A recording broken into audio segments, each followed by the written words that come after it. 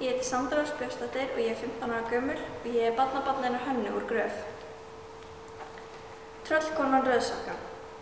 Það eru gamlar sagnir í Reykhólasveit að á Barmahlíð væri flæðkona eða illvættur sem nefnd var Rauðsokka.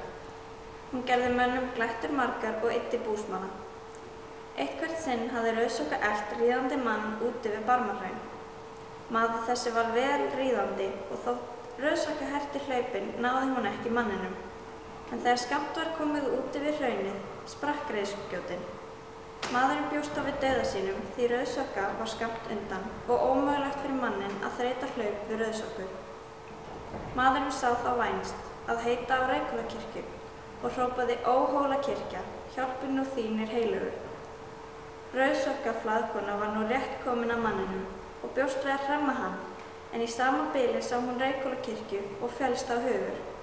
Sneri Rauðsokka svo aftur að hún gerði þessum manni ekkert mein og sagt að síðan hafi hún varað sig á því að elta mann jafn lengi. Ólafur konungur Helgi var verndardýrlingur Reykhólakirkju og var honum þakkað af alþýðu að hann fældi frá tröll öll og óvætti.